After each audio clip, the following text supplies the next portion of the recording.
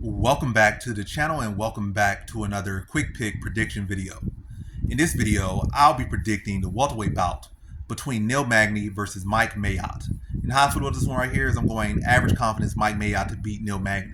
If Mike Malott was really like a guy who was like a super BJJ specialist, this will be a lock or high confident pick.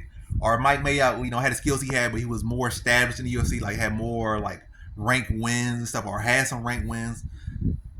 This be higher lock. Or Magny was just completely over the hill, like 45 or something like that, or he was looking 45 and fighting like he was 60 and whatnot.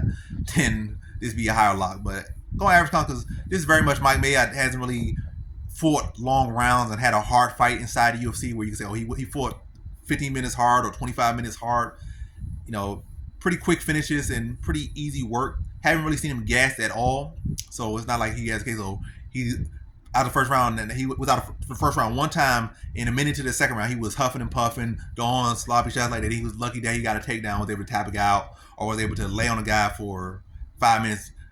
It's for dear life because he was gassed out. So he hasn't shown zero. As a matter of fact, I can't look at no fights where I really saw, even outside of UFC, where I've seen notable cardio issues for him. So not gonna really rate the cardio at all. I mean, I can't rate it against him. He hasn't shown it, which is a concern too much inside the UFC.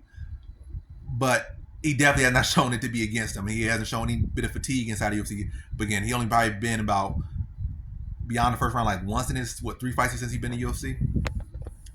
But he's a solid grappler, solid striking, solid well-rounded mixed martial artist.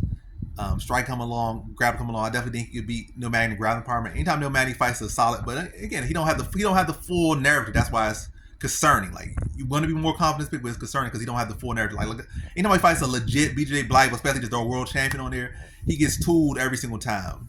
With Sergio Moraes tooled him, RDA tooled him, Gilbert Burns tooled him, Shavkat tooled him. Like, if you go throw in a BJJ black belt, matter of fact, don't even give them probably get him 5 fights in a BJJ black belt. That actually is a legit BJJ black belt, not a Cecil People's black belt, like a legit black belt. And they tapped that man out in the first round like he never even took one single jiu-jitsu class. But yeah. But yeah, I'm going Mike Malott here, going submission. He likes to get submitted. Magny does. I think it'll probably be one of the fights that's going to test Mike Malott a little bit. Well, maybe a lot of bit, especially considering the other fights weren't that much of a test for him. But probably going to work for a little bit more. Magny's experience is there. He's a solid fighter. But I think eventually he's going to be able to really establish takedowns and really start to land his shots in the second round. Then we're just going to establish his takedown better and have better control once he gets into the mat.